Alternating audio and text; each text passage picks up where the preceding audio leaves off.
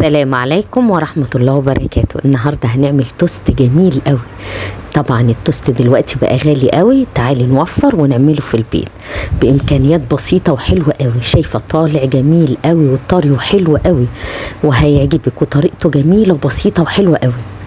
شايفة بيتقطع بسهولة ازاي، متماسك مع بعضه كده، متلاقيش فراغات، طالع حقيقي حلو قوي، اطعم كمان من الجاهز بكتير.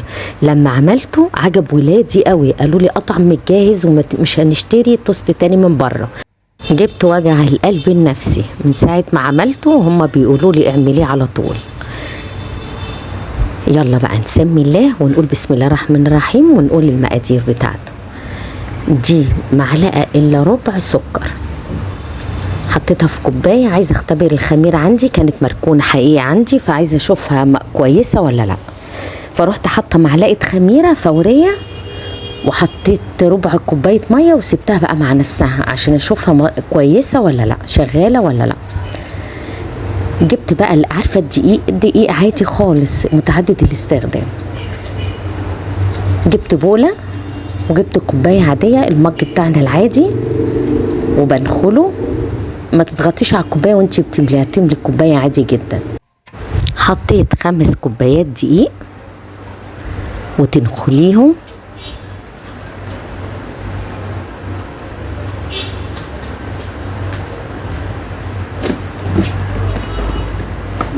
بتحضري 3 معالق سكر عادي. حطيت عليها نص معلقه ملح وقلبته بالدقيق. ودي الخميرة خلاص كده، شفنا لقيناها فعالة وكويسة. بجيب كوباية لبن واحط عليها 3 معالق سكر، اقلبها كويس، وبقلبهم كويس. وبجيب بيضتين بدرجة حرارة المطبخ واروح مقلباهم باللبن بالسكر. طبعا السكر كده داب لما انا قلبته فيه. اضربها بقى بالشوكه، مجرد ان هي تختفي البيضتين بصفي بقى بقيه اللبن اللي كان موجود في الكوبايه. ابدا بقى احط ربع كوبايه زيت واروح مقلباها فيها، وبعد كده ابدا احطه على الدقيق بالراحه كده. وبعد كده ابدا احط بقى الخميره اللي اتفعلت معايا. طبعا انا حاطه لها ربع كوبايه ميه دافيه وانا بعمل الخميره، مش ميه عاديه، ميه دافيه زي دمعه العين. ورحت حاطه فيها الخميره، خمرت. دلوقتي ببدا احط معلقه سمنه على العجينه. بعد ما عجننا العجينه كويس ابدا احط بقى معلقه سمنه واروح مقلبه العجينه كويس، يعني اعجن فيها بتاع ربع ساعه كده، واروح مغطياها تخمر. هي خدت معايا نص ساعه، يعني ما بين نص ساعه لساعه الا ربع. خمرت اهي، ببدا اشيلها. هقسم العجينه على 2،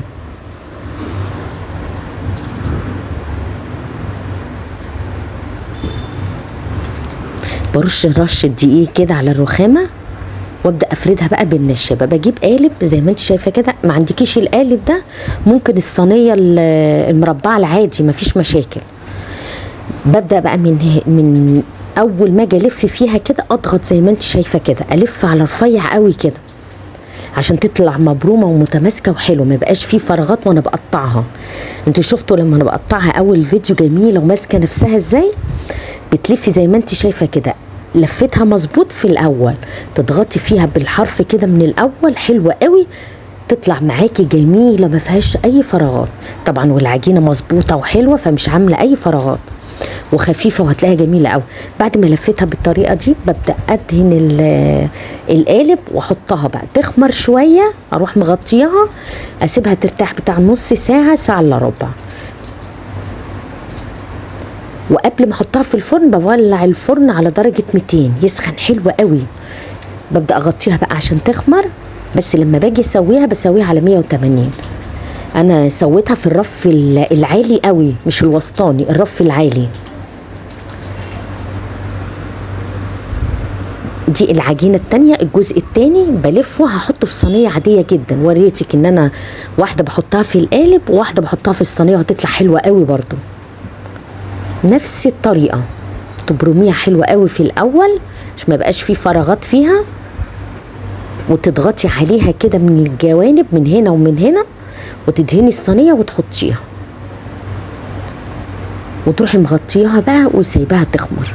تضغطي عليها حلو عشان ايه تبقى ماسكه في نفسها، بس مش ما تضغطيش جامد يعني بايديكي، بالراحه كده. سبت الاتنين يخمروا وبعد كده ولعت الفرن قرب ما هسوي. قبل بقى ما اسويها رحت دهناها دهنه سمنه كده من على الوش.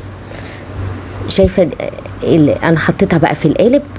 هي في القالب اللي في الصينيه اللي انتوا شايفينها مربعه دي معوجه سنه بسيط. حاولي ان انت تعمليها مظبوطه ما تبقاش معوجه عشان بتبقى باينه، شايفه ايه؟ لكن في التقطيع ما بتبقاش باينه. بس لو انت حابه بقى تطلعيها مستقيمه حاولي ان انت تحطيها مستقيمه. انا اتعوجت مني فما عدلتهاش حاجه.